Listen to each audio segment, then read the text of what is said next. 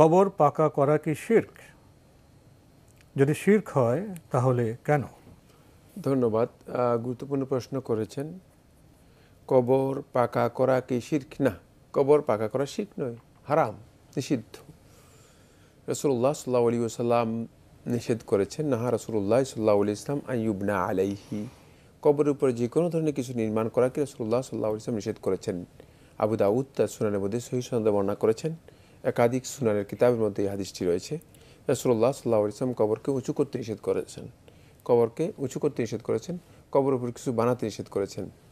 আবুল হাইয়াজ আল আসাদি রাদিয়াল্লাহু তাআলা তিনি আলী ইবনে আবি তালেব থেকে বর্ণনা করেছেন, রাসূলুল্লাহ সাল্লাল্লাহু আলাইহি ওয়াসাল্লাম আলী ইবনে আবি তালেবকে প্রেরণ করেছেন কবর, উঁচা কবর দেখলেই সেটাকে সমান করে দেওয়ার জন্য। ওয়ালা কাবরান মুশরিফান ইল্লা সাওয়াইতাহ, ওয়ালা কাবরান মুশরিফান ইল্লা সাওয়াইতাহু, যদি কোনো কবর দেখো যে একটু উঁচা করে রেখেছে তাহলে এটাকে সমান করে দেবে।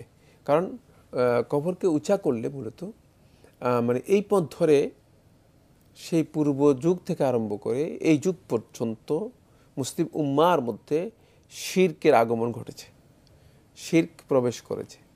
আজও আপনি দেখেন কত কবর, কত শত কবর আজও পূজা করা হচ্ছে। কত শত কবরের উপর মূলত আপনি দেখবেন সৌধ নির্মাণ করা আছে। আপনি দেখতে পাবেন কত শত কবর আছে যে সমস্ত কবরের উপর এটাকে মশারি লাগাই দেওয়া হচ্ছে, তাজিম করা হচ্ছে, তাজিম করা হচ্ছে, মশারি লাগানো হচ্ছে।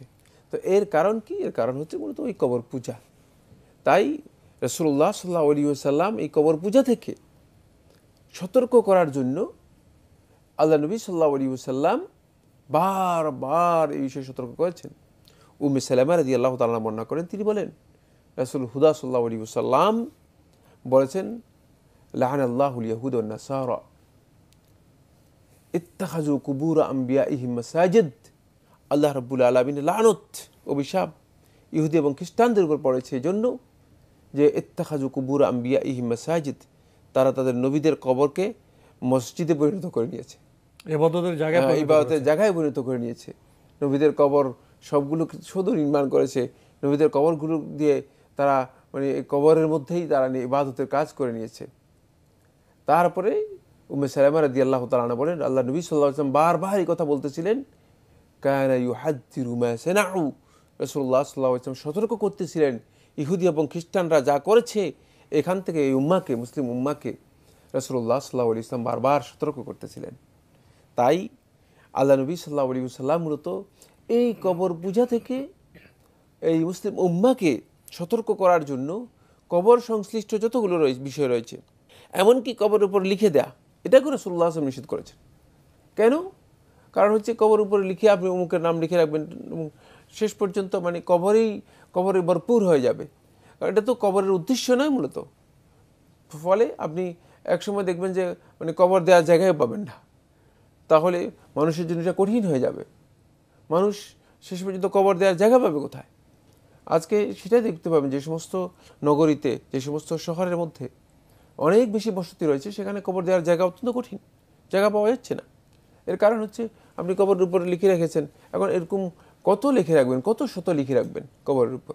এই জন্য রাসূলুল্লাহ সাল্লাল্লাহু আলাইহি ওয়াসাল্লাম কবরের উপর লিখে রাখতেও নিষেধ করেছেন, যাতে করে 200 বছর পরে, 300 বছর পরে লোকেরা এসে মনে করে যে হ্যাঁ এটা তো অমুকের কবর, সুতরাং এসে আমরা তাজিম শুরু করে দিই।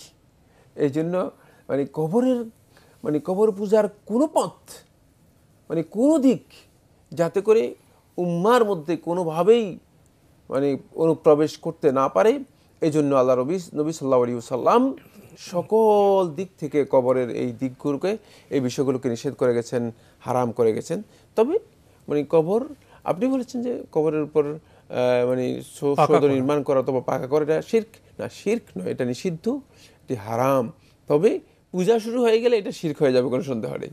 আর এই শিরকের পথে এটা মূলত মানুষদেরকে কী করে ধাবিত করে, উদ্বুদ্ধ করে। তাই এই কারণে এই সতর্কতা অবলম্বন করতে হবে, কবর পাকা না করা, কবরের উপর কোনো কিছু নির্মাণ না করা, কবরকে উঁচু করে না রাখা, এগুলো আমাদেরকে সতর্কতা অবলম্বন করতে হবে।